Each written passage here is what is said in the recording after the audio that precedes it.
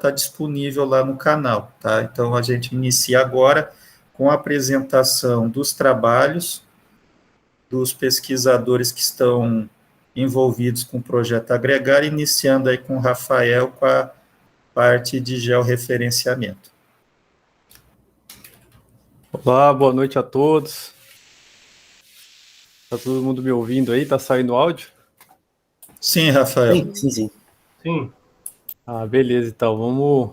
Deixa eu compartilhar a tela aqui.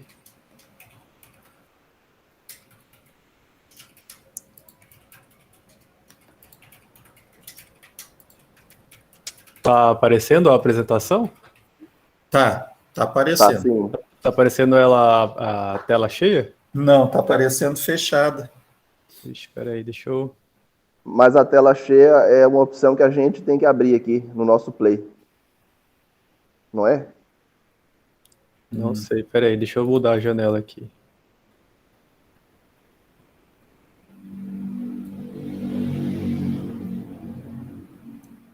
Agora deu certo? Deu.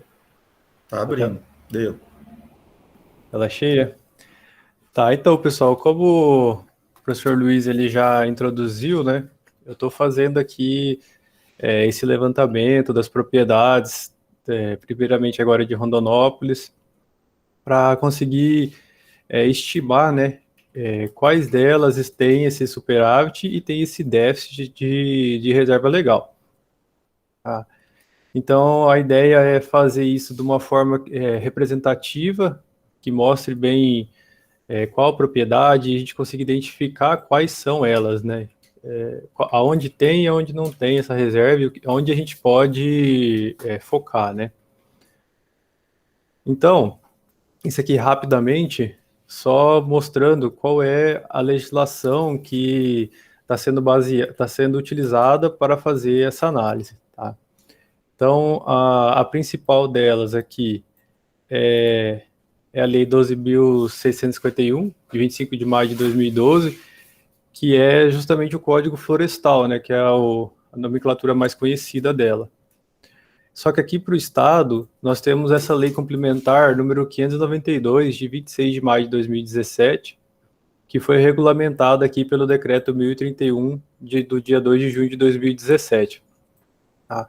Essas três legislações são as que trazem aqui o norte e os parâmetros que a gente precisa seguir, tá? Porque essa é a legislação atual, tanto federal quanto estadual.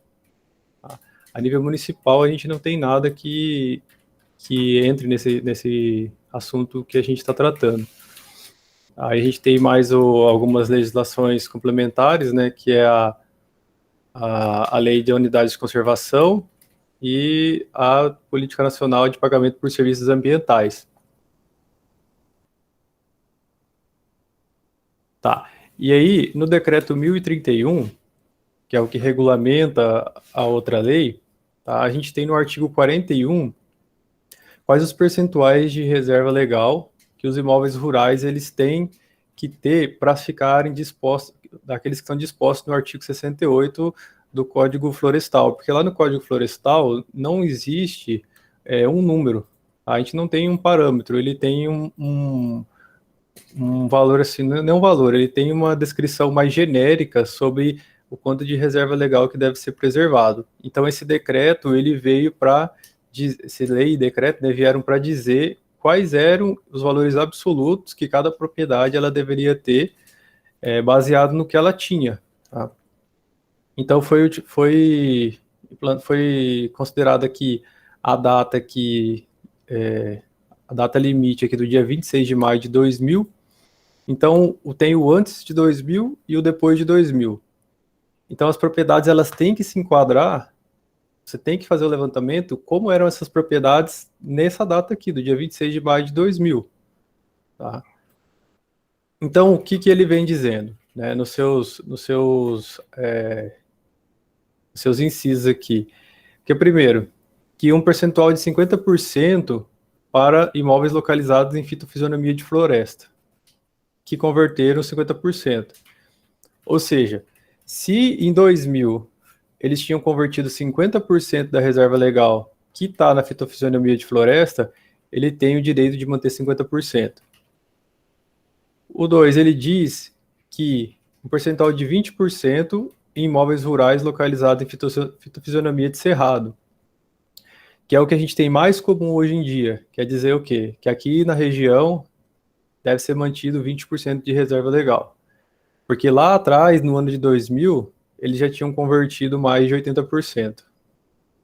Isso aqui é até um conhecimento que é passado assim de uma forma bem errada dos produtores, que todos eles acham que todos eles se enquadram no 20%, só que a lei ela não trata dessa forma. Não é todos, né, mas muitos deles. E aqui a gente tem outra descrição falando de floresta, né, que quem converteu menos de 50%, ele deve manter o que existia lá na época da conversão, que foi em 26 de maio de 2000.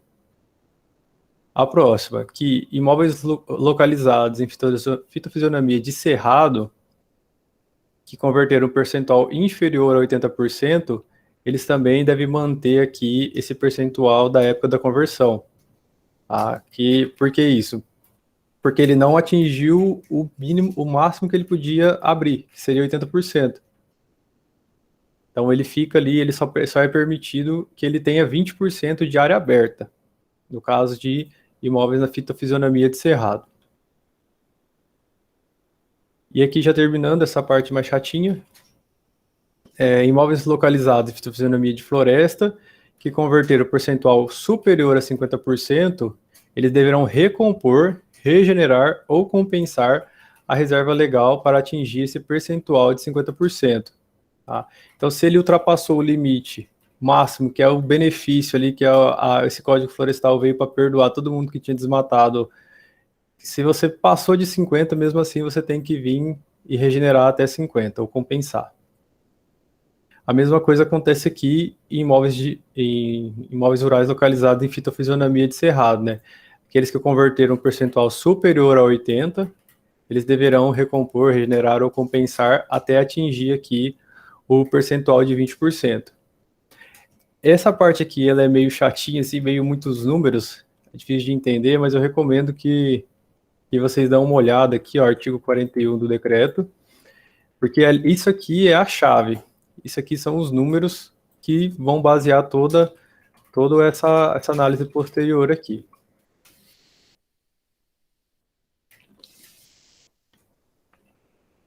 Então, foi criado aqui um fluxograma para facilitar a visualização de como que seria elaborado essa metodologia. Tá?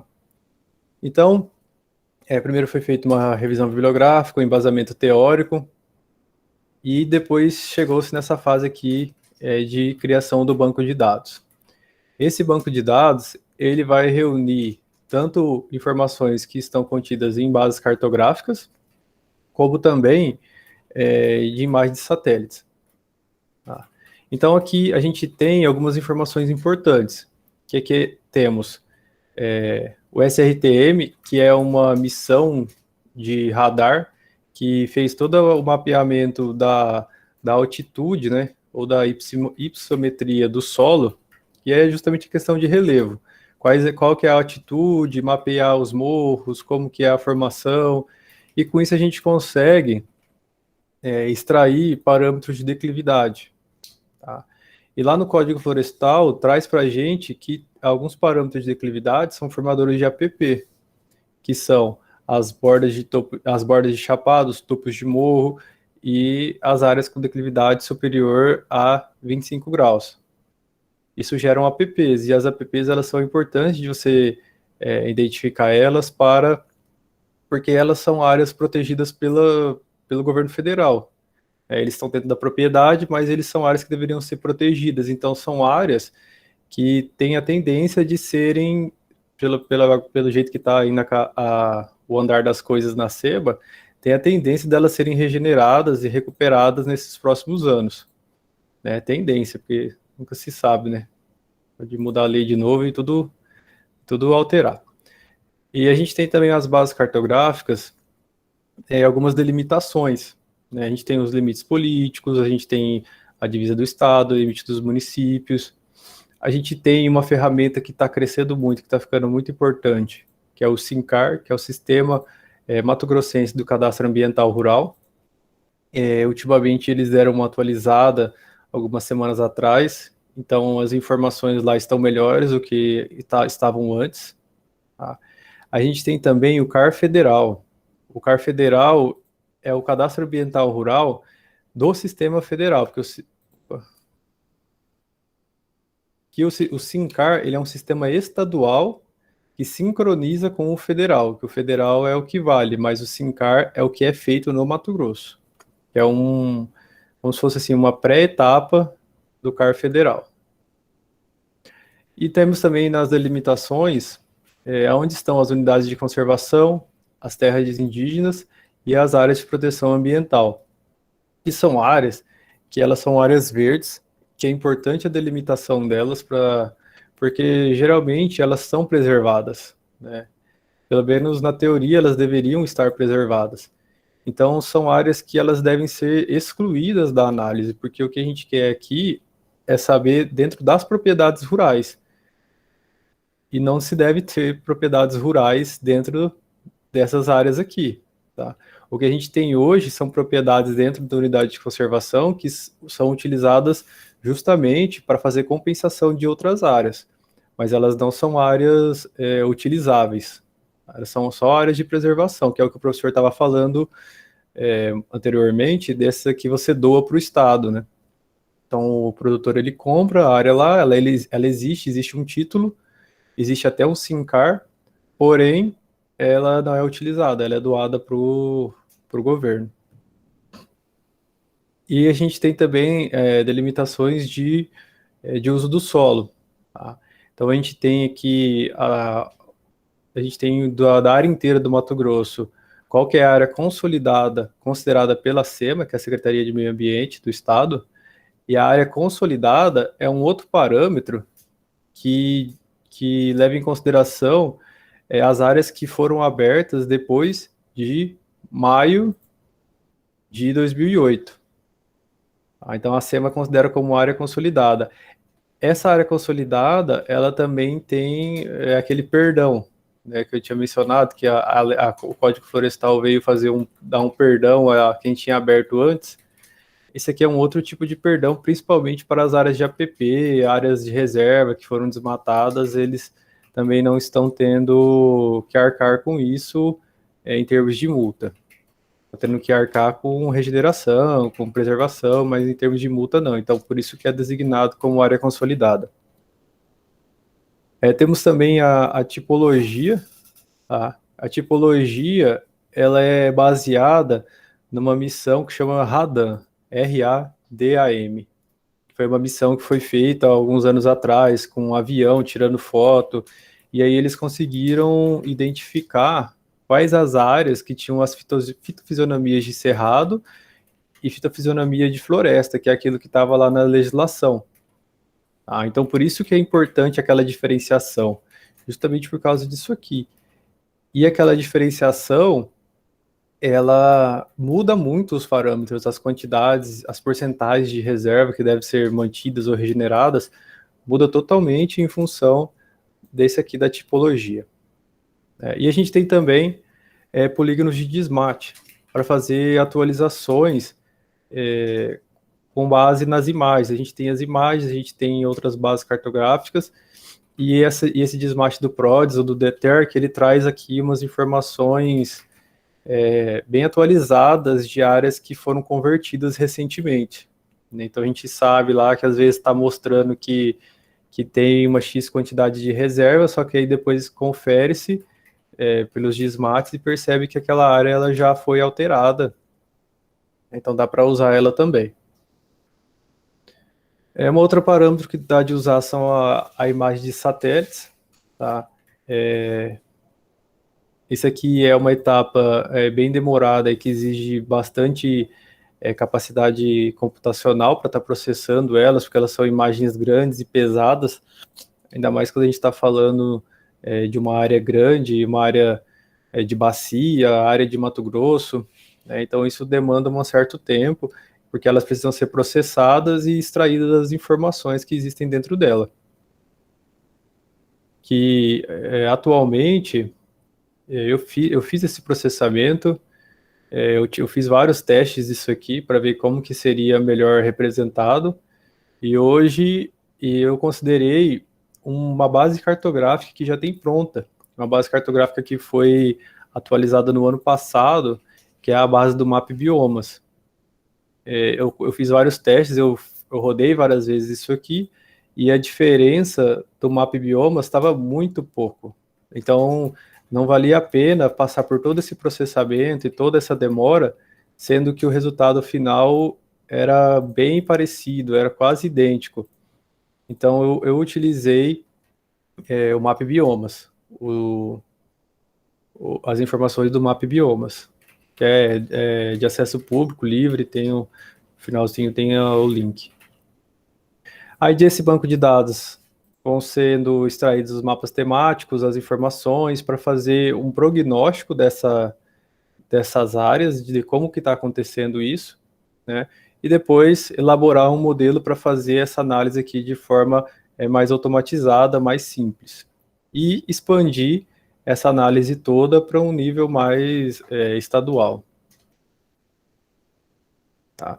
E aqui está só para mostrar para vocês, primeiramente, as unidades de conservação.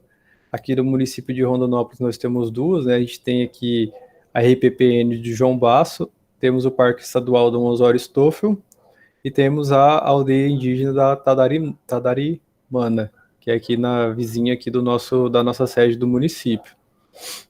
E essas áreas elas foram excluídas da análise. E aqui do lado direito, é o tal do mapa da fitofisionomia, que é o do Radan. Tá? Então, aqui nessa área verdinha, a SEMA considera como sendo áreas de floresta. E nessas áreas mais alaranjadas, são áreas de cerrado. Tá? Só que essa análise aqui é o que é o oficial, é o que a SEMA considera, porém, com o CAR, tem se alterado alguns locais. Tá? Porque, como eu tinha mencionado, essa delimitação aqui, essa caracterização da área, da vegetação, ela foi feita através de imagens tiradas através de um avião. E hoje existe um decreto, se eu não me engano é o 660 de 2020, 2019, que ele trouxe parâmetros para que se fosse no campo, e se esses parâmetros fossem alcançados, a fitofisionomia ela poderia ser alterada. E logicamente, quando se fala disso, é alterar de floresta para cerrado, onde se tem o maior benefício de manter reservas legais menores e até fazer novas aberturas, se transformando a área na fitofisionomia de cerrado. Porém, como é uma coisa que ainda está acontecendo, é muito atual, lá no meu serviço a gente tem vários casos que nenhum ainda foi para frente mesmo de considerar, mas que ainda está existindo a possibilidade. Então, para essa análise, vai se utilizar esse parâmetro que a SEMA considera hoje, que é o oficial, que é o Radan. Então, aqui, na hora de fazer essa análise, foi dividido aqui as propriedades em 10 grupos. Por que 10 grupos? Por conta daquela legislação que eu mostrei lá no começo, em que existiam vários parâmetros para várias condições. Então, dependendo, abriu antes de 2000, abriu tanto, abriu mais, abriu menos, tem mais, tem menos, fizeram novas aberturas depois, às vezes deixou regenerar, então isso tinha que ser dividido. Né? Então, eu dividi aqui em 10 grupos, para facilitar essa análise. Então, o primeiro grupo, que foi aquele que tem a maior representatividade aqui no nosso município... só uma coisa. Essa primeira análise, as propriedades, eu retirei ela do Cadastro Ambiental Rural, do SINCAR, porque era uma base que estava com bem menos sobreposição, estava dando bem menos problema do que utilizando outras bases cartográficas até em conjunto ou separadamente. Essa aqui era que tinha uma representatividade maior em termos de quantidades de propriedades da área do município aqui, a quantidade de propriedades que que estavam delimitadas. Então, nesse primeiro momento, eu utilizei apenas a base do SINCAR. Então, aqui nesse grupo 1, que são as áreas que possuíam mais de 80% de abertura em 2000 e que elas possuem menos de 20% de reserva. Então, se elas possuem menos de 20%, elas devem compensar para 20%. Elas têm que deixar regenerar ou compensar para 20%. Então, aqui a gente tem aqui 395 propriedades, das quais abrangem essa área aqui de 150 mil hectares. E hoje, essa área de 150 mil hectares, ela tem cerca aqui de 15 mil hectares de vegetação nativa. Isso está representando ali cerca de 10%. Tá?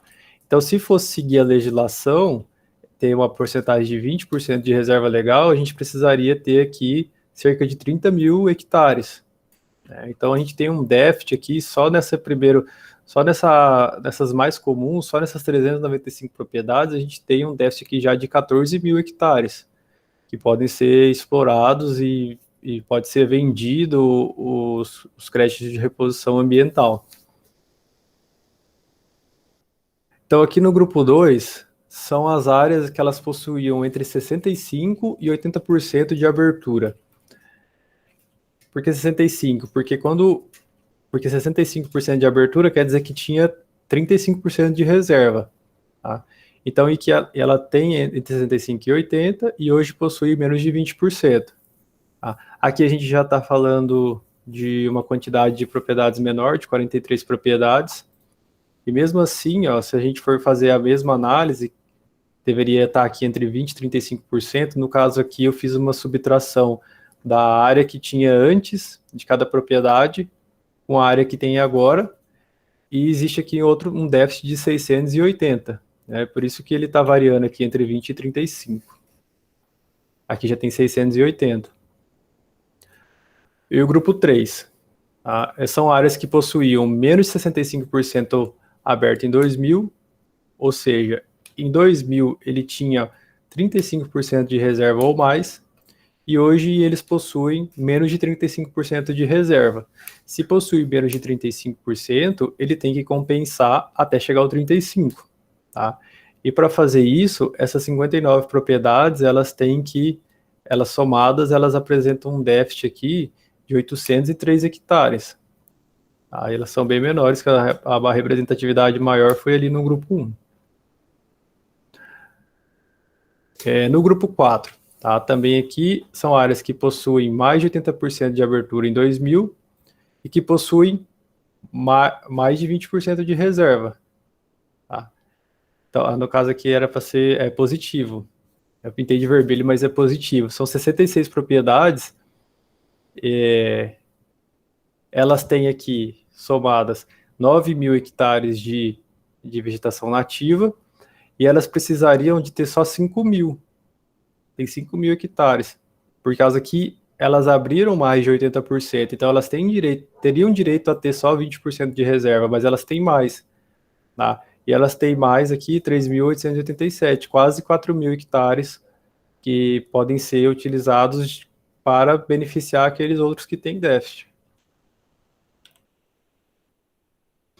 E aqui a gente tem também aqui, áreas com mais de 35% de reserva, que são, de maneira geral aqui, são 131 propriedades, que apresenta aqui um excedente de quase 6.600 hectares.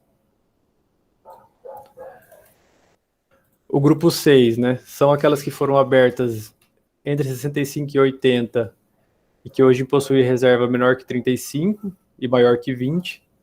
Também tem aqui um excedente de 650 hectares. O grupo 7, que ele tem entre 65 e 80 de abertura, e que hoje possui menos reserva do que eles tinham em 2000, então está variando aqui entre 20 e 35, e eles têm um déficit de 727 hectares. E grupo 8, né? As áreas que foram abertas com mais de 50% em 2000 e possuem hoje menos de 50% de reserva. Na verdade, isso aqui não é cerrado, aqui é floresta, tá? O grupo 8 já estava falando de floresta.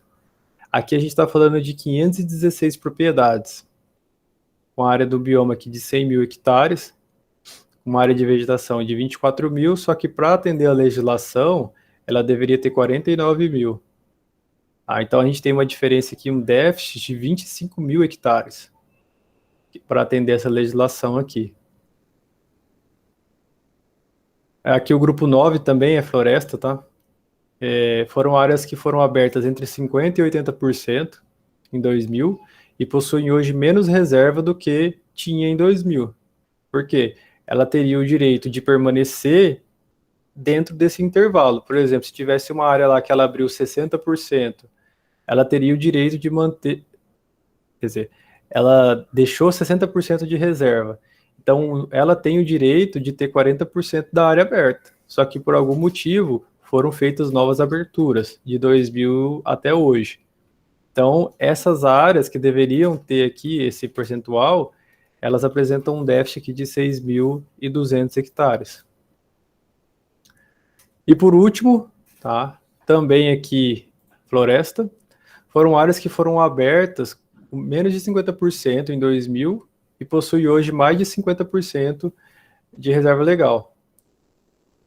Então, são áreas que o artigo 42 do Decreto 1031, ele diz que essas áreas de florestas que abriram menos de 50% e possuem excedente a mais de 50%, elas podem ser comercializadas através de CRAs, tá? Então, são pessoas que têm sobra também aqui de reserva. Apesar de ele não ter os 80% da floresta, que seria o certo se não o mínimo, ele pode também comercializar esse excedente dele. Tá? Então aqui a gente tem cerca de 51 propriedades que tem aqui 5.662 hectares. E um ponto que eu gostaria de ressaltar aqui é que algumas propriedades elas possuem tanto cerrado quanto floresta. Se a gente for olhar aqui no Radan, ela possui aqui, às vezes a propriedade ela está aqui no limite de uma vegetação e outra, de uma tipologia e outra. Então, nessa análise aqui, apesar da propriedade se repetir, a conta ela não repete. Então, foi considerado a parte da propriedade que estava no cerrado e depois a parte da propriedade que estava na floresta. Mas foi feito o cálculo separadamente, mas a propriedade, às vezes, ela aparece mais de uma vez. E é isso, eu nem sei se eu passei do tempo, se eu falei pouco ou muito. Não, Rafael, excelente. Ô, Rafael, antes de abrir aí para as perguntas, eu acho que você deveria fazer além dessa referência aí do ano 2000, porque o superávit, o déficit, ele é vinculado à data do ano 2000, como o Código Florestal e o decreto estabelecem. Mas, para fins de, vamos dizer assim, de área consolidada, a data de 2008 é importante no sentido de que até 2008 ele precisa fazer o ajuste, né? Ele precisa reflorestar, ele precisa compensar, mas ele tem, vamos dizer, aquela moratória, vamos dizer assim, né? Para fins legais ele não vai ser, ou seja, o indivíduo que fez depois de 2008, ele está numa situação mais grave no sentido que ele pode ser multado também, né? Isso, na verdade, para ele ser multado, ele tem que ser multado em 5 anos depois que ele fez o desmate. Então, hoje, ele pode ser multado até o que ele abriu em 2016. Se ele abriu de 2016 em diante, ele pode ser multado. Só que de 2008 em diante, ele pode ser autuado para estar fazendo a regeneração. A SEMA ela vai, através do CAR e do Projeto de Recuperação Ambiental, ela vai afirmar um termo de compromisso com o proprietário para estar fazendo essa regeneração.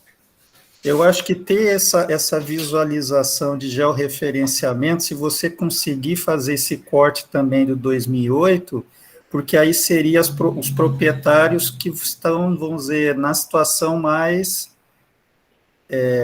vamos dizer, se a gente pensar como um público mais, que está numa situação mais urgente para ter que compensar, são esses, porque eles não Isso. estão com área consolidada. É claro que o superávit, o déficit, é desde 2000, ok, mas esse público aí, eu acho que é uma informação adicional até para a gente ter uma visualização de quem está numa situação legalmente mais propensa a aceitar fazer essas compensações, né? Isso aí é possível sim, vou providenciar. Outra observação, Rafael, eu acho que esses resultados aí estão excelentes, a gente já pode pensar em publicar isso aí, já com esses resultados. Pois Preparar é, um artigo, tem bastante coisa. Eu estava até pensando hoje, falei, nossa, aqui dava até para fazer um TCC disso aqui. Dá para inserir, É, dá para inserir na minha dissertação também, nos resultados. A gente pode pensar num artigo demonstrando o superávit e o déficit, só essa parte de georreferenciamento já é super interessante, e aí o Gustavo pode fazer um outro artigo juntando a parte do superávit, focando no superávit para valorar ele e ver como que ele, ou seja, o estoque de área de superávit em Rondonópolis tem um valor de X. Dá para Analisar o se pensar potencial, analisar o potencial de mercado. isso. Agora, na sua dissertação, aí vamos, depois que o Gustavo fizer a apresentação, aí a gente faz aí os encaminhamentos. Então, eu abro aí para quem quiser comentar alguma pergunta, quiser fazer aqui algum comentário, pode ser no professora Silmara, boa noite, ela está presente, professor José e os demais discentes. Quem quiser escrever aqui no chat ou quiser falar, está aberto a palavra. Não faz pergunta muito difícil, hein?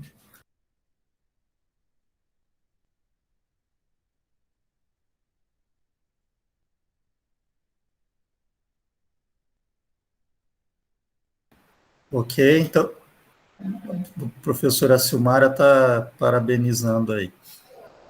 Então, podemos avançar, então? Então, a próxima apresentação, né, conforme o combinado, o Gustavo vai fazer uma descrição do projeto de dissertação dele. Bom, boa noite a todos. Eu vou falar para vocês aqui acerca de 3 metodologias que foram levantadas como possibilidade aí de parâmetro de poder desenvolver uma métrica aí de valoração ambiental. Só um minuto.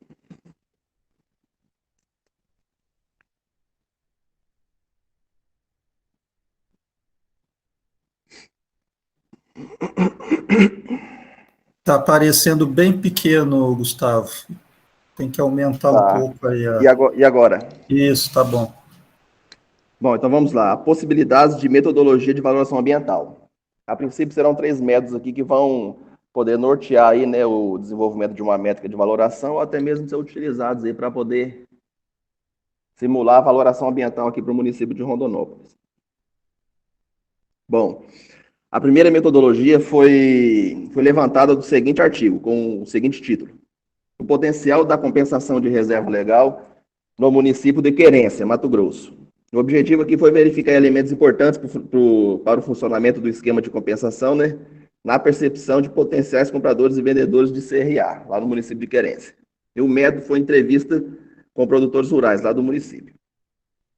Então, a metodologia empregada aqui foi uma análise qualitativa, né, que consistiu em caracterização socioeconômica e ambiental de Querência, foi realizada com base em dados secundários, dados produtivos do território, levantamento dos ativos e passivos de reserva legal do município, a tipologia dos produtores rurais do município, seleção do grupo focal a ser entrevistado, a elaboração de questionários e entrevistas, foi feito aí com apenas 5 produtores rurais, né, que produzem lá no município soja e milho, foram apenas esses aí que se disponibilizaram a responder o questionário e fazer aí parte desse levantamento aí, dessa simulação. E por fim foi feita aí uma coleta e análise dos resultados. Eu tinha aqui a descrição de cada um desses elementos aqui, com mais detalhes, mas o professor pediu para fazer de uma forma bem ampla, assim, focando mais no procedimento metodológico, então eu tirei. Ao final da análise dos resultados, a conclusão foi o seguinte: os produtores entrevistados demonstraram uma visão orientada pela racionalidade econômica e indicaram que não pretendem reduzir a área produtiva para introduzir restauração e buscam um menor custo para adequação. Então, aqui o resultado aqui não foi animador, teve vamos assim dizer, uma negação por parte dos produtores aí em manter áreas de preservação ou até mesmo aí desenvolver um mercado aí de compra e venda de cota de reserva ambiental. Eles preferem manter a produção, que segundo eles é mais lucrativo, é menos custo. Bom, a segunda metodologia foi tirada do seguinte trabalho: métrica proposta para a valoração de áreas ambientais. O objetivo dessa metodologia foi propor uma métrica de valoração de reservas legais e áreas de preservação permanente em propriedades agrícolas. O método utilizado aqui foi o custo de oportunidade e a contabilidade energética. A princípio, a equação, a métrica desenvolvida foi o seguinte: foi o valor de preservação do bioma, que é igual ao custo de oportunidade mais o valor total do bioma. O valor total do bioma ele foi estimado aí pela contabilidade energética. Mais à frente a gente vai saber o que é. E o parâmetro dessa equação foi o seguinte: remuneração pela preservação do bioma maior que o custo de oportunidade, quer dizer que é viável aí adotar o mercado de CRA. Segunda opção, remuneração pela preservação do bioma, igual ao custo de oportunidade. Vamos assim dizer, fica empatado, né? nem gera benefício para o produtor, também não vai gerar prejuízo, porém, pela questão legal, pela questão jurídica, seria viável e interessante manter aí a área de reserva legal, dentro do comércio de cota de reserva ambiental. E a terceira situação aqui, de remuneração pela preservação do bioma, menor que o custo de oportunidade, quer dizer que não é viável, de maneira alguma, manter a reserva legal, muito menos desenvolver o mercado de cota de reserva ambiental. Tá certo?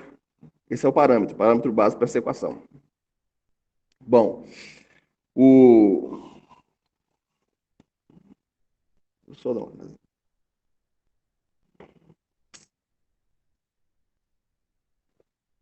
valor de preservação do bioma, então, a gente pode entender aqui como A mais B, onde A é o custo de oportunidade. O custo de oportunidade aqui ele é composto por lucro líquido por hectare, vezes a quantidade de hectare preservado, dividido por 1 mais Y, onde Y é a taxa de risco ecológico. Portanto, o A, que representado aí pelo custo de oportunidade, ele é o custo de oportunidade dividido por Y menos 1, que é o risco ecológico. Tá certo? Bom, custo de oportunidade. Para levantar o custo de oportunidade, primeiramente, eles estimaram a quantidade de reserva legal e área de preservação permanente dos 6 biomas. Segundo passo, eles levantaram dados de valor bruto de produção para as principais culturas desenvolvidas aqui na região, que foi soja, milho, cana-de-açúcar, feijão, arroz, café, trigo, mandioca, algodão, laranja, né, com base no total de hectares plantados para cada cultura. O terceiro passo, calcular o valor bruto de produção, que é dividido pelo hectare, aliás, valor bruto de produção dividido por hectare, onde os dados de produção de valor bruto de produção é dividido pelo total de área semeada de cada cultura. Então, esse valor bruto de produção ele é levantado para cada cultura e o resultado é dividido pelo total de área semeada aí para essa mesma cultura. O quarto passo foi multiplicar o valor bruto de produção dividido por hectare por reserva legal mais área de preservação permanente de cada bioma. né? O quinto passo foi descontar a taxa de risco de negócio. Então, nós temos aqui o custo de oportunidade do produto agrícola não produzido no bioma analisado, seguindo esses 5 passos. Então, a metodologia aqui, valor bruto de produção é igual a mais B, onde B é valor total do bioma, onde o valor total de cada bioma dividido pela extensão territorial original desse bioma, tá certo? Então a gente tem aí B como valor total do bioma dividido pelo hectare total, vezes a quantidade de hectare preservado pelo agente, pelo produtor rural. Então, por fim aqui, nessa metodologia, nessa métrica, a gente tem valor bruto de produção igual a mais B, onde o valor bruto de produção é igual ao custo de oportunidade dividido pelo risco ecológico, mais valor total do bioma dividido pelo hectare total, vezes o hectare preservado pelo produtor rural. Essa seria a métrica aí proposta por esse trabalho, né? A segunda metodologia. E a terceira metodologia é a seguinte: valor econômico para recuperação ambiental. O valor econômico será calculado pela seguinte fórmula: Vera é igual ao valor da perda de estoque de carbono mais o valor dos produtos madeiráveis mais o valor da disposição a pagar. Valor da perda de estoque de carbono. Então, aqui, segundo dados trazidos pelo trabalho, né, intitulado Valoração Econômica de Recursos Naturais, avaliação do desmatamento de uma área de floresta ombrófila mista. Então, o valor da perda de estoque de carbono é dado da seguinte maneira. Segundo o trabalho, são 75 toneladas de carbono captados por hectare. Então, a gente já tem aqui um dado. O segundo dado é o preço de equilíbrio do comércio de carbono, que é dado no trabalho de $3 a tonelada de carbono. E o trabalho traz uma área degradada, levantada lá pela metodologia do trabalho de 93,44 hectares.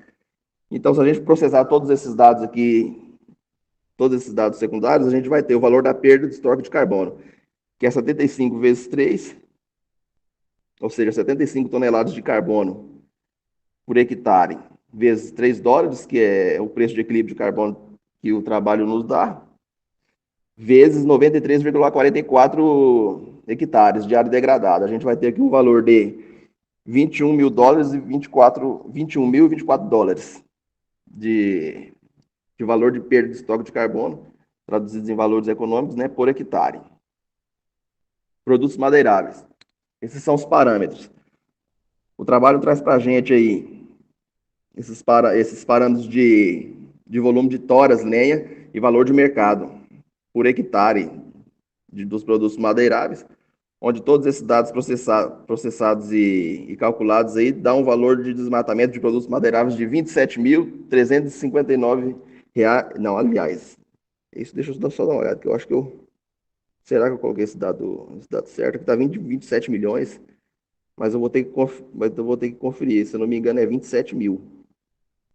R$ 27.359, vamos deixar assim. Com o valor de toras por hectare, volume de lenha, aliás, volume de toras e volume de lenha, valor de mercado, a gente chega a esse valor aqui, desmatamento de produtos madeiráveis. E o valor de opção, ele foi levantado através de um questionário. Foram 25 pessoas que responderam esse questionário. Então, o trabalho aqui admitiu um erro de 15%, né? E, bom, primeiro o título do trabalho, né? Valoração econômica de recursos naturais. Avaliação, acho que eu já li tá certo, já li o título. Estou na última metodologia. Tá, então os parâmetros aqui. São 80% dos entrevistados não se dispôs a contribuir com qualquer valor para a proteção do desmatamento de floresta ombrófila mista. 4% estariam dispostos a contribuir com R$ 1 mensal, 4% dispostos a contribuir com R$ 5 mensais e 4% dispostos a contribuir com R$ 10 mensais. A população é de 5.727 pessoas, né? Então, darei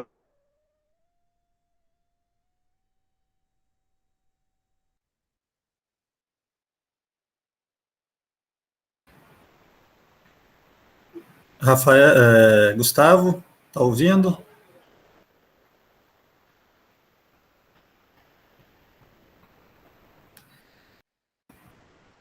Acho que o Gustavo teve algum problema aí com a internet. Travou. A minha aqui também deu uma travada agora. Apareceu até uma mensagem que deve ter caído dele também.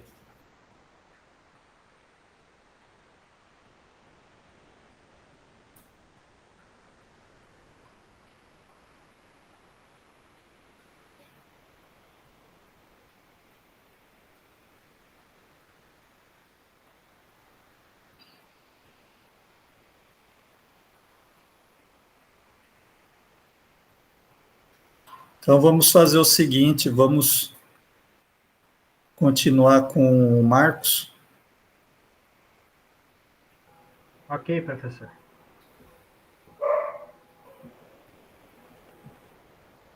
Enquanto o Marcos abre, essa metodologia que o Gustavo apresentou, normalmente o que acontece? Se busca precificar através de alguns indicadores das áreas que são valoradas, de acordo com o custo de oportunidade, os ativos que existem naquele espaço, né?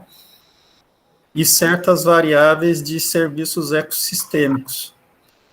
A dificuldade de fazer isso é porque é necessário, por exemplo, o preço de opção que foi apresentado pelo trabalho ali do Gustavo, esse preço de opção, ele vai depender de uma pesquisa via questionários, e muitas vezes o público que vai estar disposto a fazer esse tipo de operação, pagar pelo aquele ativo florestal, né?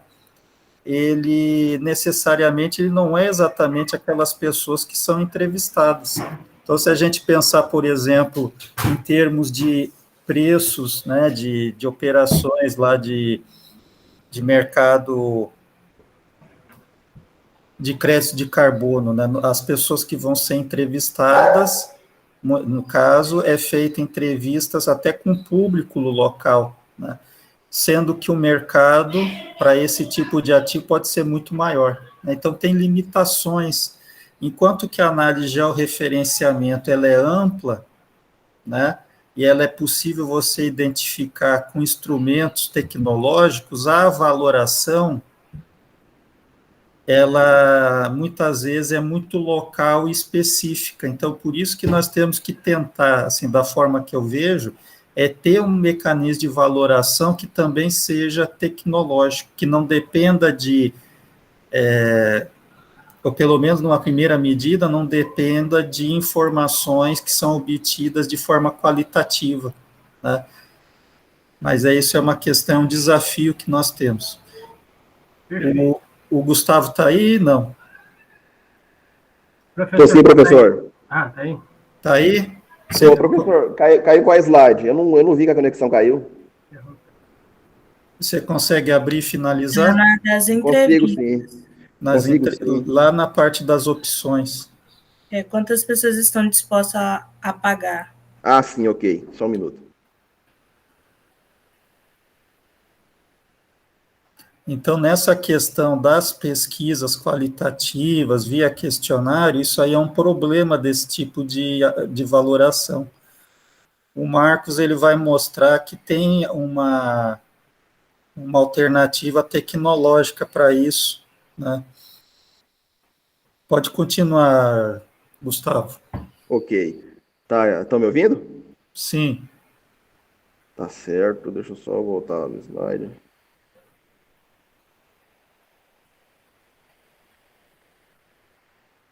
É aí mesmo. Aqui mesmo? Não, mais Aqui. para frente, aí. Aqui.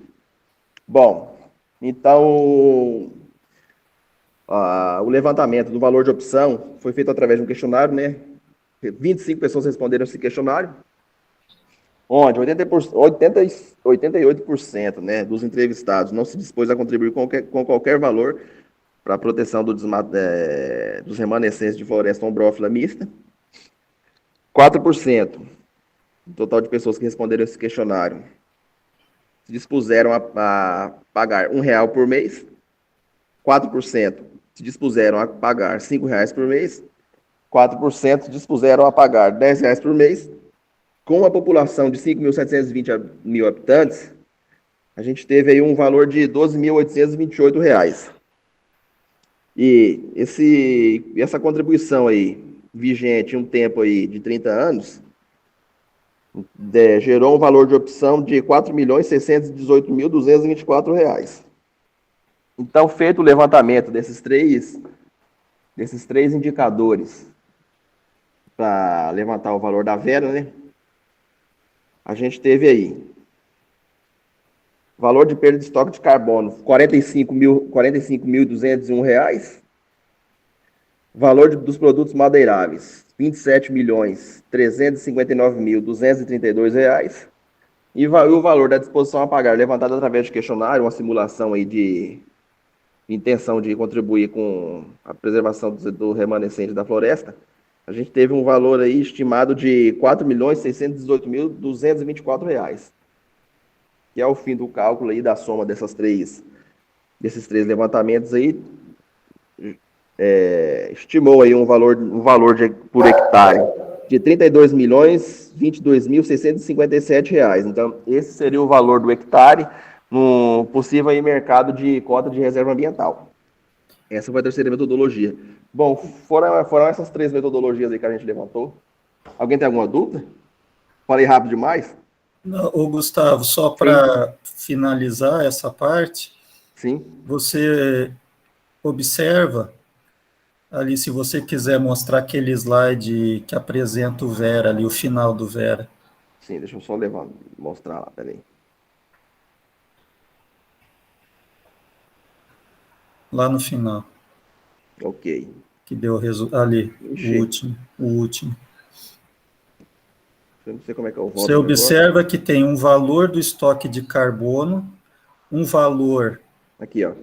isso, um valor referente à madeira, né, Sim, o valor da madeira, e um exato. valor referente à opção que as pessoas daquele local, né, no caso, no local onde foi feita essa pesquisa, estariam dispostas para preservar, né, para manter aquela área, né, Isso aquelas contribui, áreas. isso contribui com valor monetário. Então, imagina uma área de reserva, que você tem uma reserva que o município queira implantar.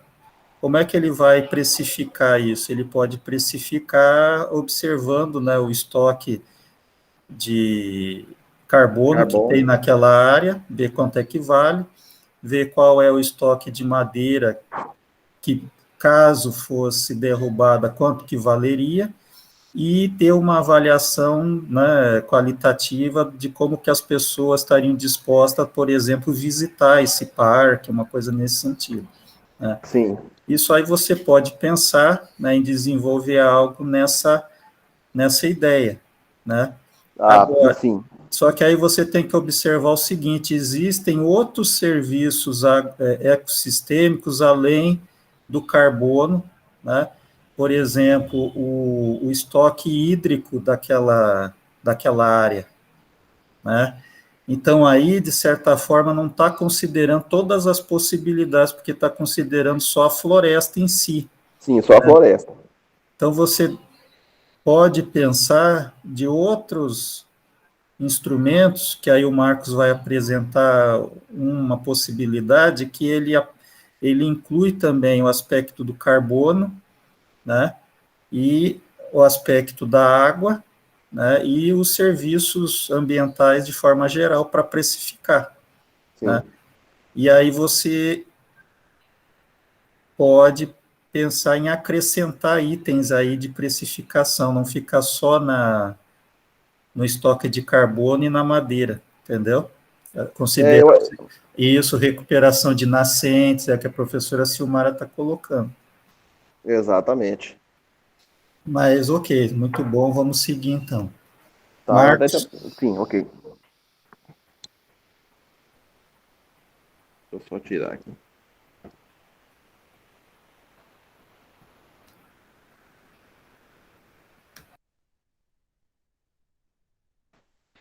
Ok, Marcos, pode iniciar. Ok, só um minuto. Boa noite, né, a todos. Eu vou apresentar aqui para vocês um roteiro da minha dissertação, né? O tema é a valoração do estoque de carbono na bacia do Rio São Lourenço, Mato Grosso, e mudanças de cobertura do uso do solo. Então, meu nome é Marcos Túlio, né? O professor orientador é o professor Luiz Otávio. Vamos lá. Então, a localização da bacia do Rio São Lourenço, né? Ela é localizada no sudeste mato-grossense, perfazendo um total de 22 mil quilômetros quadrados. Os principais municípios integrantes são Campo Verde, Dom Aquino, Itiquira, Jaciara, Jucimeira, Pedra Preta, Rondonópolis e São José do Povo, né? E partes do município de Guiratinga, Poxorel e Alto Garças. Aqui, eu não sei se vocês conseguem visualizar perfeitamente, a gente tem toda essa área aqui em laranja, os municípios integrantes, então, dessa bacia hidrográfica, né? Do Rio São Lourenço. Materiais e métodos para estar desenvolvendo essa dissertação. Então, o estudo ele vai abranger 3 períodos de análise, né? O ano 2000, 2010 e 2020. A gente vai ter auxílio, então, para desenvolver esse estudo de imagens de satélites e dados de desmatamento. E a gente precisa também de um sistema SIG, né, para estar fazendo esse georreferenciamento dessas imagens e desse local específico, né, que a gente vai trabalhar. O software, então, que vai fazer a valoração desses recursos naturais, desses serviços ecossistêmicos, é o INVEST, né? Ele é desenvolvido pela Natural Capital Project da Universidade de Stanford. Então, ele significa, pessoal, valoração integrada de serviços e compensações ecossistêmicas, INVEST. A justificativa, então, para a gente estar produzindo, né, esse estudo, essa demanda crescente de pagamentos de serviços ambientais, justamente para auxiliar a mitigação das mudanças climáticas, né? Porque cada ano que passa, mais aumenta a demanda de políticas públicas, né? Com foco na recuperação e na conservação da qualidade ambiental. E para a gente fazer essa recuperação dentro dessas propriedades, né, a gente precisa ter algum valor econômico, senão não é compensatória para os produtores ou os agentes. Deixa eu só... Aqui, volta. Um minuto, pessoal. Então, os serviços ecossistêmicos, eles são também o capital natural, né? Eles são muito mal compreendidos e são mal monitorados, e em muitos casos tendo uma rápida degradação e esgotamento, né? Os serviços ecossistêmicos é aquilo que a natureza fornece, né, que é indispensável para o ser humano e que geralmente a gente não dá valor. Então, o objetivo principal é valorar o carbono sequestrado, dando um valor, né, um valor presente líquido de carbono em termos econômicos, mantido na vegetação existente. O objetivo específico, a gente precisa, né, elaborar um levantamento de estoque de carbono por georreferenciamento, vai ter que trabalhar com imagens de satélite em um programa, né, e software GIS, avaliar a perda de cobertura da vegetação na área do estudo, estimar o sequestro de carbono em toneladas na região e abordar a importância da bacia do Rio São Lourenço para o Mato Grosso, para o Pantanal. E os resultados esperados é apoiar a estimativa de valor para os serviços ecossistêmicos na região, indicar novas possibilidades de aperfeiçoamento da gestão e o monitoramento ambiental com foco na conservação, e contribuir para difundir o conhecimento de alternativas que gerem ganhos econômicos, preservando o meio ambiente. Isso é o meu trabalho. Agora eu vou falar um pouco, pessoal, do software, né, que vai possibilitar fazer toda essa análise. Ele é um conjunto, então, o INVEST, né, de modelos de software de código aberto, gratuito, usado para mapear e avaliar os bens e serviços da natureza que sustentam e realizam a vida humana. Então, ele foi projetado em módulos, né, de vários serviços. Então, ele fornece uma ferramenta eficaz para equilibrar as metas ambientais e econômicas dessas diversas entidades. Então, governos, organizações sem fins lucrativos, instituições internacionais de crédito, corporações que administram recursos naturais, todas elas estão utilizando essa ferramenta, né, como uma forma mais eficaz e mais rápida de fazer um apontamento econômico desses serviços ecossistêmicos e de uma forma que se possa administrar, né, que possa fazer o processo de gestão desses recursos naturais. Então, como funciona, né? Os modelos Invest funcionam usando mapas como fonte de informação e produzindo mapas como saída. Então, a gente vai iniciar, né? A gente precisa fazer toda a modelagem lá dentro de um programa GIS, pode ser o QGIS ou ArcGIS, né?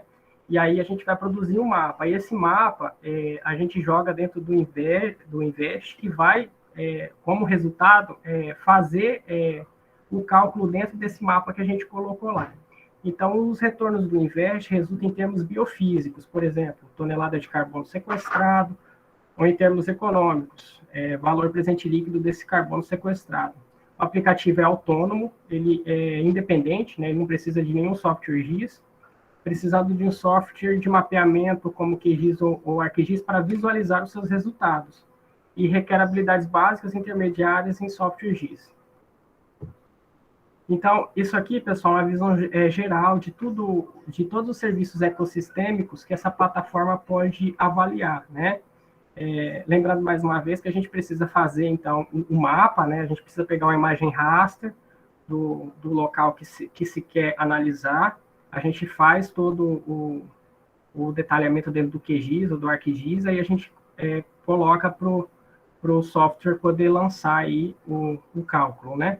Então, a gente tem aí a modelagem de carbono, que o Invest pode fazer, polinização de culturas, qualidade do habitat, energia eólica, qualidade cênica, mitigação do risco de inundações urbanas, carbono azul costeiro, produção de safra, avaliação de risco de habitat, recreação, retenção de sedimentos, purificação de água, vulnerabilidade costeira, pesca, aquicultura de peixes marinhos, produção de energia elétrica de reservatórios, resfriamento urbano e energia das ondas. O interessante, pessoal, é que o Invest ele tem 3 grandes áreas assim que ele pode fazer essa precificação desses serviços ecossistêmicos, né? A gente pode, então, colocar explicitamente que uma das áreas é a terrestre, então, todo serviço ecossistêmico terrestre, né? Que pode ser aí a polinização, né? Ou se não, um recurso hídrico, que fornece um recurso de água, né? Então, isso aí vai ser o terrestre. Aí tem os marinhos, né, e costeiros. Então, se a gente tem um serviço ecossistêmico mais localizado a regiões beira-mar, né? Então, ele também vai fazer essa valoração, essa precificação. E o segundo é em torno de áreas urbanas, né? Então, em torno de cidades também, ele faz essa valoração desses recursos naturais. E aqui eu coloquei o site, não sei se todos estão visualizando, é o naturalcapitalproject.edu/software/invest, para quem quiser dar uma olhada ou baixar. E lá também, pessoal, tem um curso que eles disponibilizam em espanhol e também tem um manual em espanhol também. Aqui é uma das janelas abertas, né? Então, aqui eu coloquei uma sequência de 4 janelas, isso aqui é o software, tá, pessoal? Então, a plataforma, ele vai ter vários modelos que cada modelo vai precificar uma coisa diferente. Então, esse primeiro aqui, ó, o watershed, né, é de bacia hidrográfica. Então, esse primeiro aqui, a gente vai colocar lá, por exemplo, a nossa pasta lá, que a gente fez todo o trabalho lá no QGIS, né, de imagem raster e tal. Então, a gente vai colocar ali a pasta, aí a gente coloca o arquivo raster, aí a gente faz todo o preenchimento e põe para rodar. Aí ele vai fazer todo o cálculo necessário olhando essas imagens de satélite e vai lançar uma pasta para que a gente possa analisar dentro do QGIS ou do ArcGIS. A segunda aqui, que é maior, é Coastal Vulnerability, que é vulnerabilidade costeira, né, para essas regiões marítimas, né, e que tem praias, mais nesse sentido. Então, aqui também a gente tem uma série de arquivos que a gente tem que ir depositando, e a cada vez que a gente vai depositando, ele vai ficando com essa marcação verdinha aqui, né, e aí no final a gente pede para rodar. Aí é isso que ele vai criar. O resultado dele é sempre outro mapa. Ele vai pegar o mapa que a gente colocou, vai fazer o cálculo em cima dele e vai deixar a pastinha lá com o mapa, com as informações lá que a gente quer. E aí a gente tem aqui também mitigação, né, de risco de inundação urbana, né, Urban Flood Risk Mitigation. Então, quando tem ali inundação, né, nas cidades. É a mesma coisa, né, é o mesmo software. Então, a gente tem que entregar para ele a pasta que a gente fez o estudo lá, né, das imagens raster, e aí a gente vai entregando, né, esses arquivos e no final pede para rodar. E o último aqui é o modelo de carbono, né? Então, aqui ele vai calcular o sequestro de carbono e vai dar para a gente aí o tanto, né, de sequestro de carbono que teve naquele local. Certo, pessoal? Então, seria mais ou menos isso, o Invest. Eu tô no último módulo do curso, tá? Ele é bem interessante, rápido.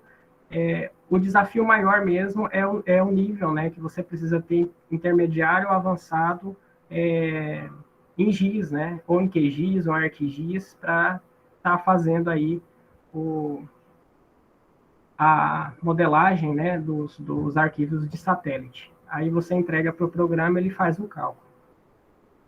É mais ou menos isso. Obrigado, Marcos. Gostei de saber que você já se antecipou e já está fazendo o curso, aquele curso à distância, né? Uhum. Você está conseguindo entender bem lá os conteúdos, é bem didático? Os demais... É bem didático, professor, mas só que ele já manda as pastas, né, do arquivo GIS, do raster pronta. Então, para mim, o mais difícil mesmo vai ser pegar, baixar, né, principalmente porque eu vou estar trabalhando numa bacia hidrográfica, então vai ser uma região muito grande, né, então vai precisar tanto de processamento de computador, que eu não sei se o meu vai dar conta, e vai precisar fazer esse trabalho aí no QGIS ou no ArcGIS para depois entregar para o Invest para ele lançar, para ele fazer os cálculos. Então, a parte de geoprocessamento, você vai poder fazer a disciplina da professora Camila Mioto no próximo semestre. Sim. Aí você vai ficar, né, vai entender como isso pode ser feito. E aí a gente pode pegar a colaboração também do Rafael dessas etapas aí que ele já está fazendo o levantamento, né? Talvez dê para aproveitar, né? Mas aí o que eu diria para você é o seguinte, lá naquele artigo que saiu recentemente na Ecological Economics, que eu mandei para você e para o Gustavo, eles fizeram lá no Nordeste, e usaram, além do carbono, usaram mais água, né, parte hídrica e mais alguma coisa, não me recordo. Eu acho que você pode se basear naquele trabalho, e você pode entrar em contato com o primeiro autor daquele artigo, que deve ser algum estudante que finalizou mestrado ou doutorado lá eu não me recordo se era qual universidade lá do Nordeste. Você pode fazer um contato, certo, até para a gente pode ter um encontro aí, a gente tem alguns discentes da graduação que vão fazer TCC, tem o Gustavo, tem você, de fazer um mini simpósio aí, um mini curso, com ele apresentando esse trabalho e, de forma geral, como é que ele desenvolveu isso. Ok, professor. Tá, mas a ideia é você acrescentar, não ficar só no carbono, tá? Tá.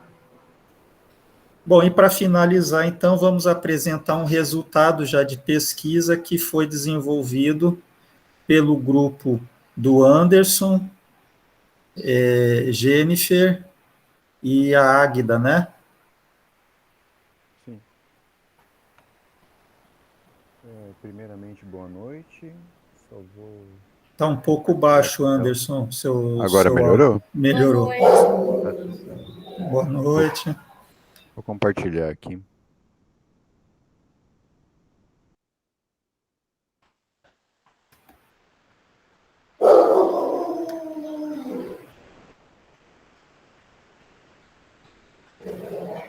Tá aparecendo em tela cheia? Não. Ainda não apareceu. Pera aí, então, vou tentar de novo. Apareceu, mas não tá a tela cheia. Deixa eu pausar e começar de novo.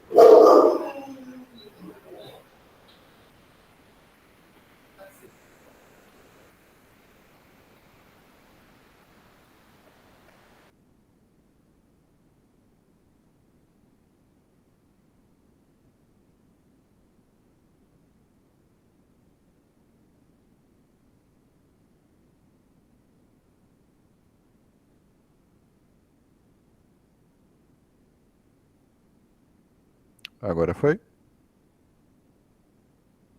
Mas não tá a tela cheia. Deu, tá Aí, cheio foi. agora. Perfeito. Vamos lá, então. O título do nosso trabalho é A Valoração Econômica das Emissões de Gases do Efeito Estufa, oriundas de incêndios da terra indígena Tadarimana, no estado do Mato Grosso. Os autores são Águida Alves Ramalho, Anderson Luiz, eu, Jennifer Nogueira Feitosa Silva e Monaísa Janaia Castelo da Silva Vasconcelos, orientados pelo professor Dr. Luiz Otávio Baú Macedo. O nosso trabalho ele teve como objetivo valorar a questão da emissão dos gases do efeito estufa no período que teve as queimadas de 2020 na reserva Tadarimana. Essas queimadas que ocorreram entre julho e setembro do ano de 2020. Para realizar esse procedimento, nós utilizamos geoprocessamento para fazer a quantificação dessa emissão de gases.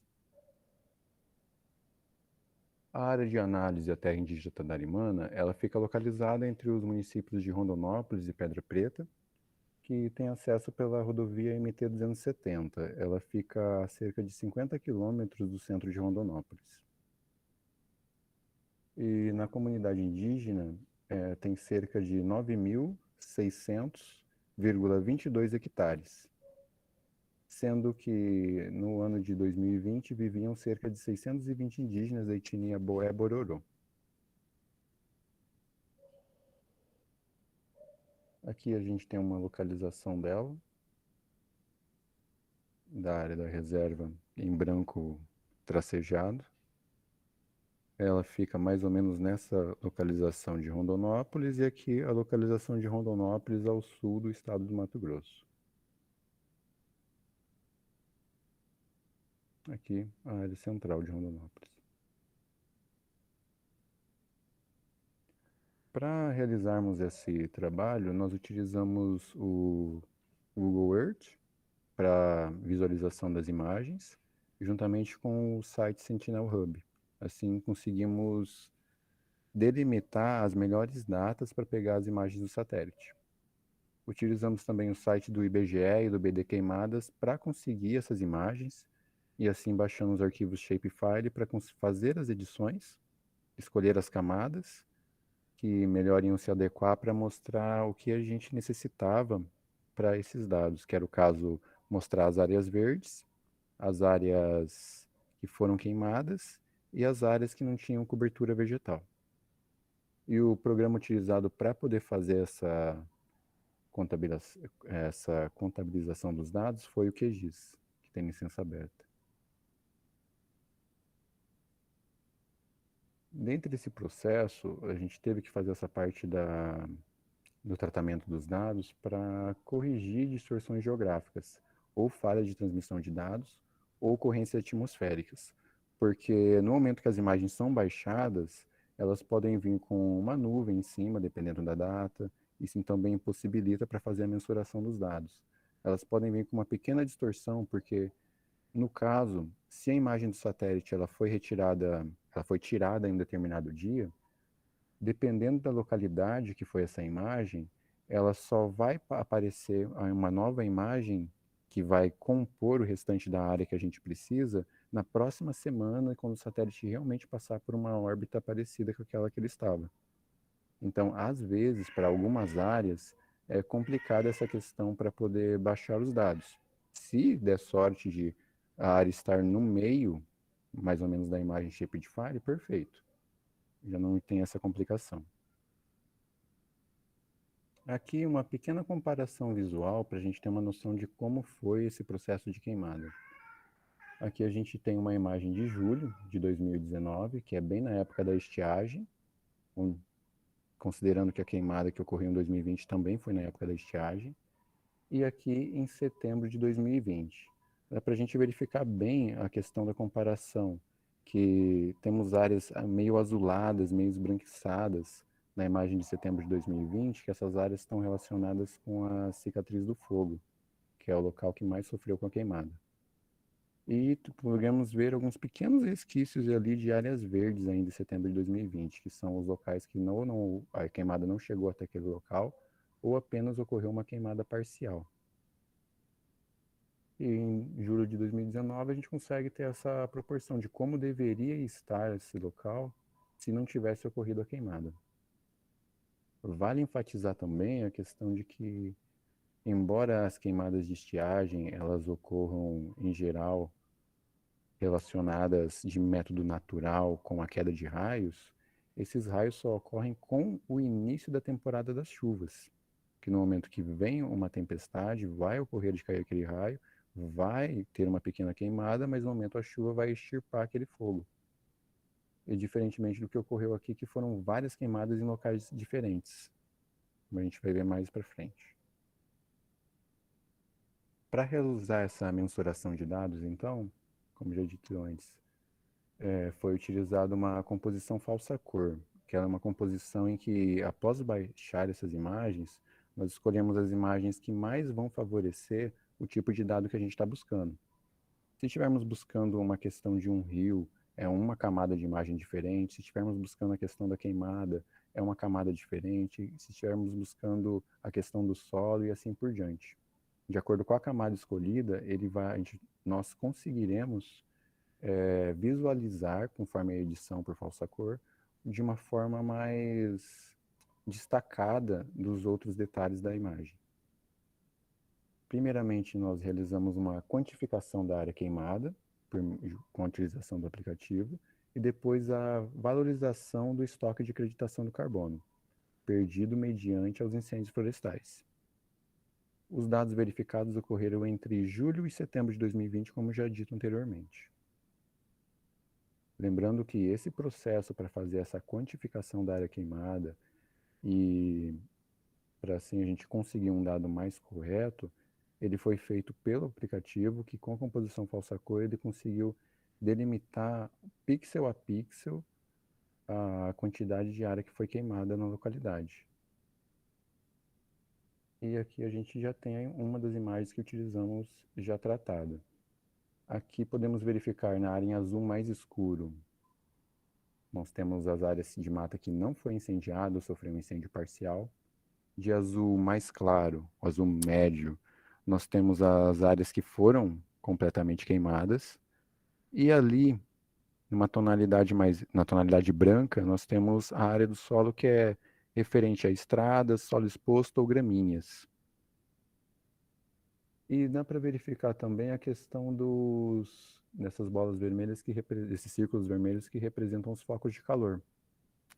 Pelos dados do INPE, eles vão coletando, conforme chega uma informação referente a um dado de calor, um foco de calor extremo de uma determinada área, eles contabilizam e fazem essa tabulação dos dados. Ao longo de ao longo de julho até setembro, foram quantificados mais de 30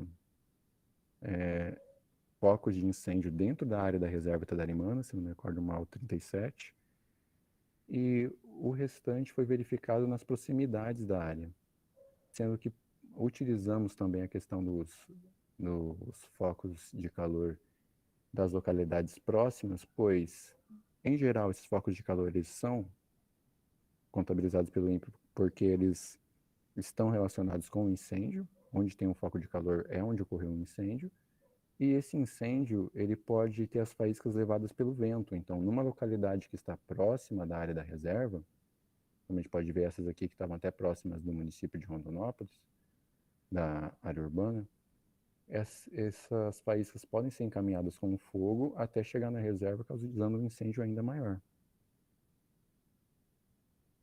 Então, como eu disse antes, 37 focos de calor foram contabilizados pelo INPE entre os meses de agosto a setembro de 2020, perdão, de julho, né? Que podem ser considerados eventos de queimadas. E desses 21, além desses 37, foram localizados, não, perdão, e desses 37, 21 foram localizados mais ao norte da reserva, que foi essa parte que teve mais incidência de incêndio. Além disso, somando todos os focos que tiveram nas intermediações e dentro da reserva, nós temos a quantidade de 52 focos de calor, que são 52 incêndios. Para realizar o processo de valoração, então utilizamos o programa QGIS 3.16.6, com a utilização da extensão GRASS 7.8.5, em que utilizou a contagem pixel a pixel da área, permitindo então uma contagem para converter esses valores em hectares posteriormente. Os resultados indicaram que de área verde não queimada ou queimada parcialmente foi de 1.046,97 hectares, que seria, no caso, a mata restante. A área de gramíneas, pastagens, estradas ou de solo exposto foi de 1.840,32 hectares. E o total de área incendiada 6.712,93 hectares. Praticamente 70% da área total, 69,92.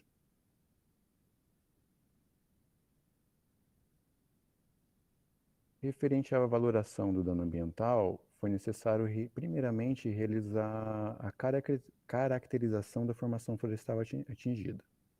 Então, nós pegamos como base o bioma do Cerrado, tendo que da cobertura vegetal, a parte de floresta estacional era de 85,48% e a parte de savana, 14,52%.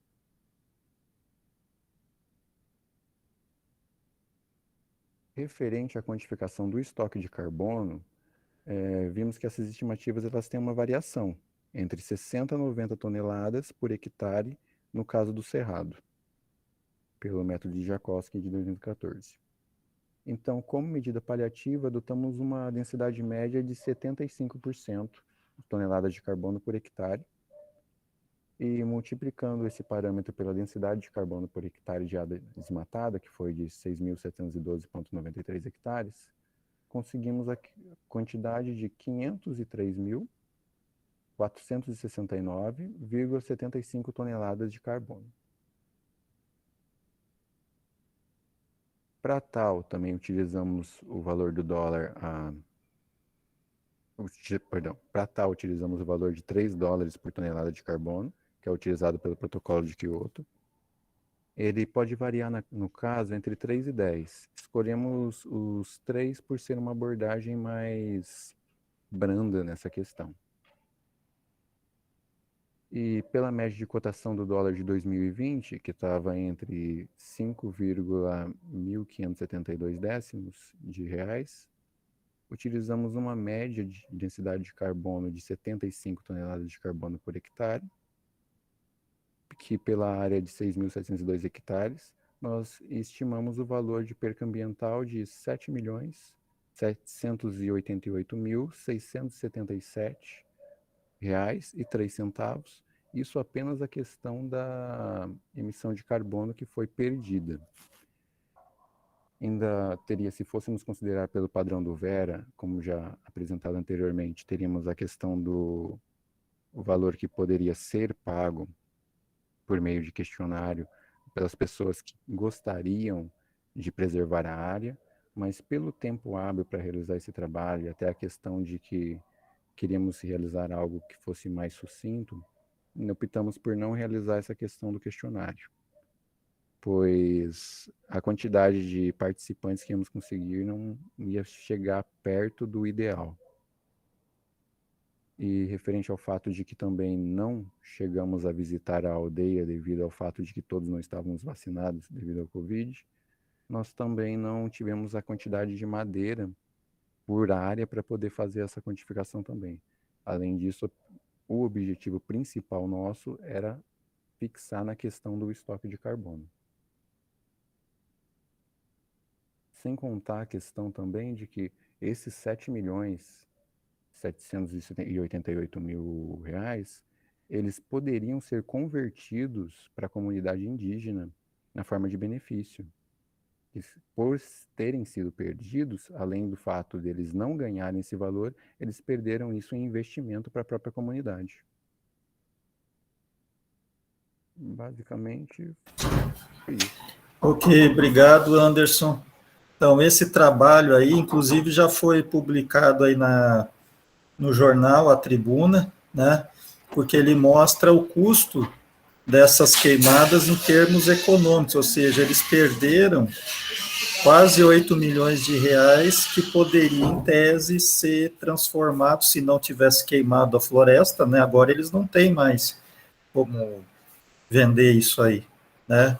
Só se tivesse um programa de reflorestamento, mas isso aí já seria uma situação mais complexa do que eles tendo essa floresta em pé e preservada, né? Então, isso aconteceu, isso foi uma perda econômica de quase 8 milhões. O custo do carbono, vocês utilizaram, porque tem o mercado voluntário e o mercado, o RED, né, que é o mercado institucional. Então, o correto é usar esse valor menor, porque é pelo mercado voluntário. Então, para os demais participantes, isso é um exemplo, né, uma primeira tentativa de valoração desses estoques de serviços ambientais disponíveis aqui no município. Não sei se o grupo vai falar mais alguma coisa, finalizaram? Senão eu vou abrir aí para quem quiser fazer algum comentário, pergunta, se tem mais alguma observação.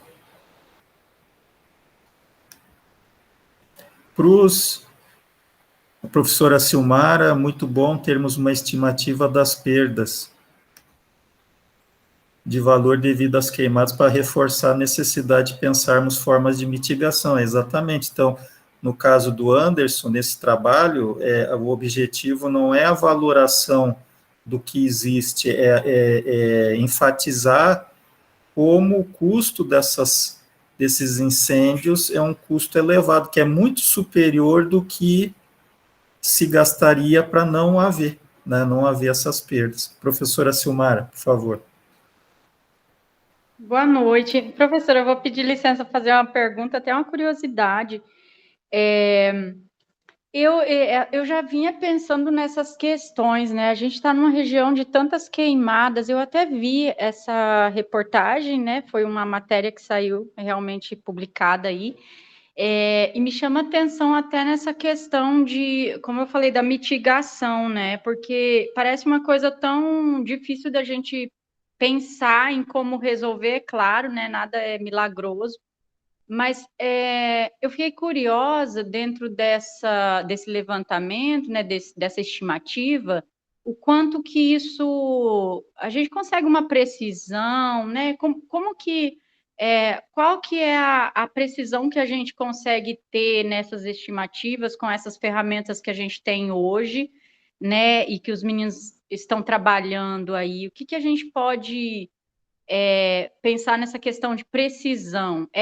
Assim, por curiosidade mesmo, né? De saber assim, o que está sendo quantificado, se a gente consegue ter uma quantificação mais precisa, eu posso olhar esses dados como confiáveis dentro do que aconteceu lá na reserva?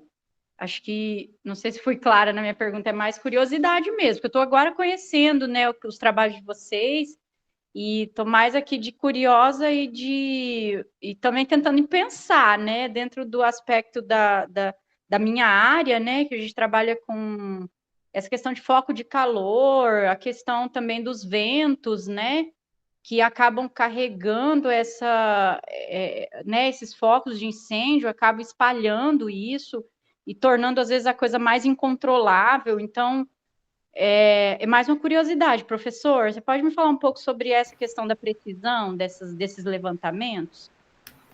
Então, professora, a Janaína, que é uma das autoras, ela é egressa do programa e ela tem um cargo técnico no Ministério Público. Eles têm um grupo, né, lá em Cuiabá, do Ministério Público, para essa questão aí da acompanhamento das queimadas. Então, eles têm acesso àquele software, o Sentinela, inclusive o governo do estado adquiriu.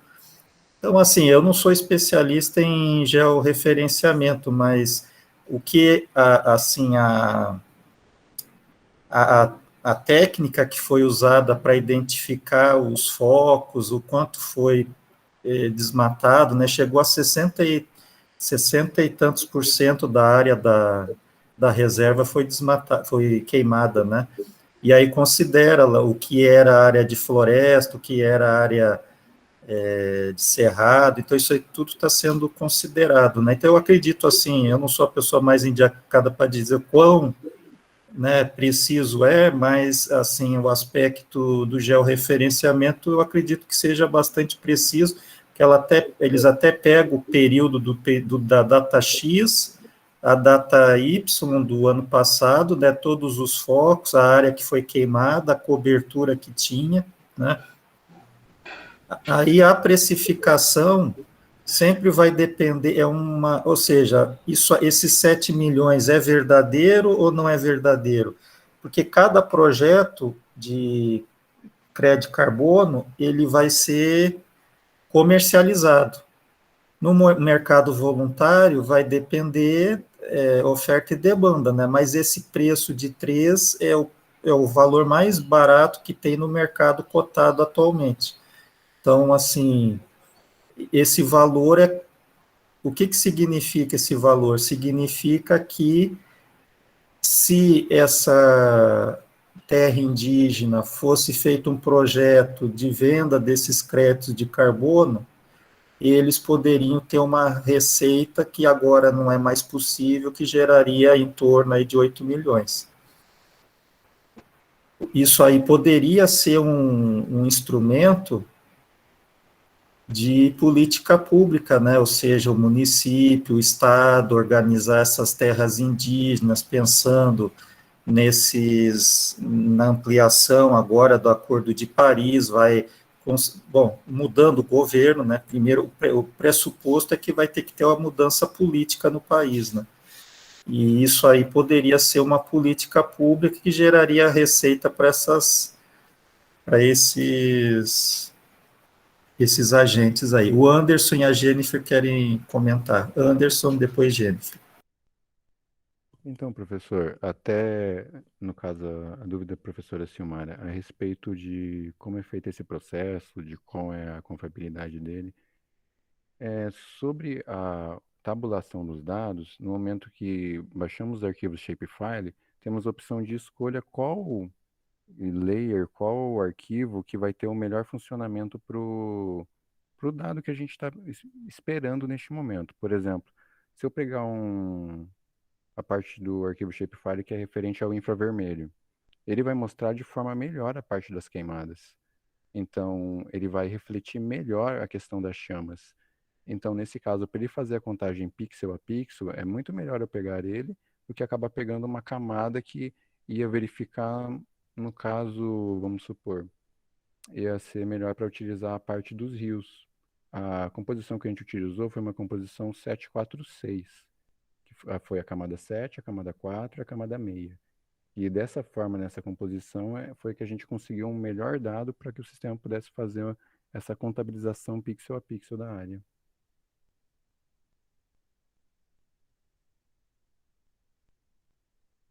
Jennifer?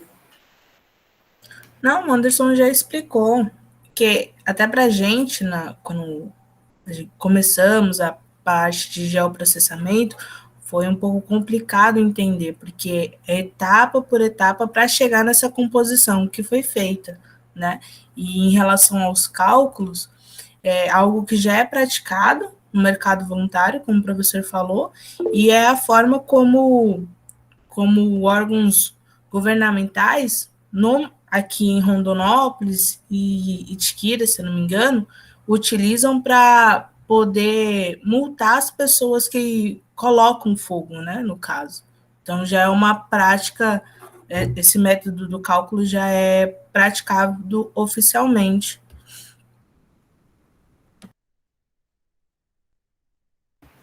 A Águida levantou a mão. E o professor mencionou a questão da importância das políticas públicas, e a gente entra um pouquinho na área não só da ambiental, né, toda essa perda ambiental.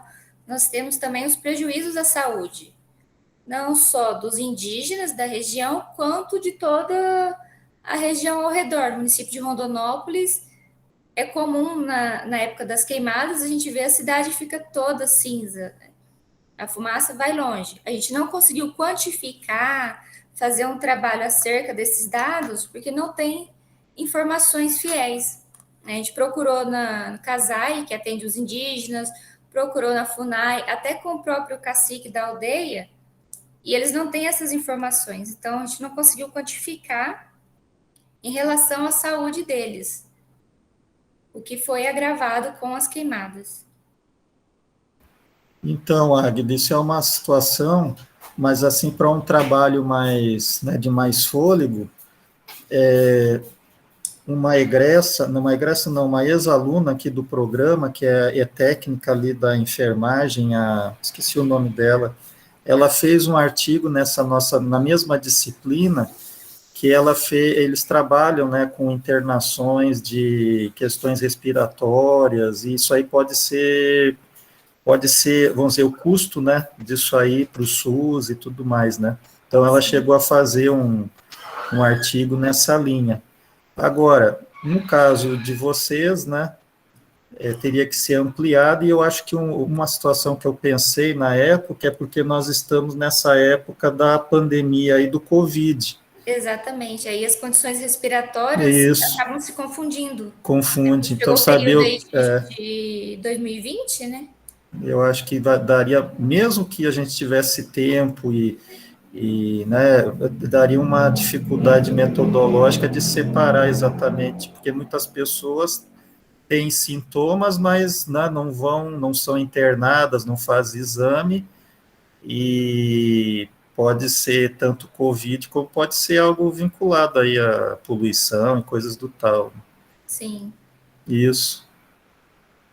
O Rafael perguntou, usar imagem de qual satélite? Vocês sabem qual satélite que é? Sentinel-8. Qual? Sentinel-8. Sentinel? Número 8. 8, Sentinel-8. Ok. A professora Silmara está colocando aí esses riscos respiratórios.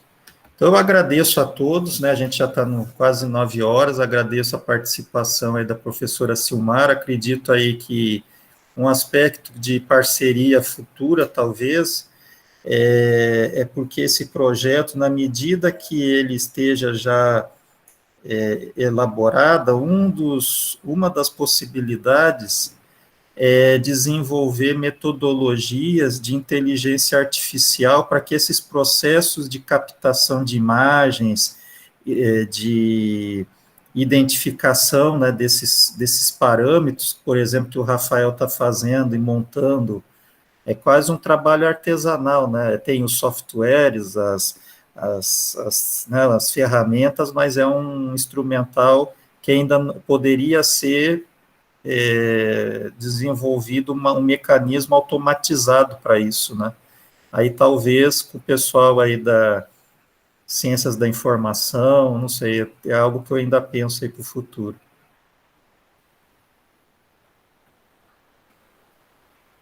Ok, pessoal, agradeço a todos, então. Bom, já estamos aí quase 9 horas. Esse seminário vai ficar gravado e vai estar lá no nosso canal do PPGTA. Aos discentes aí do TCC, depois a gente vai marcar para a gente identificar aí a participação de vocês. Um abraço aí, boa noite. Boa noite. Boa noite. Tchau, tchau. Boa noite. Boa noite. Boa Boa noite, noite, pessoal. professor. Boa noite.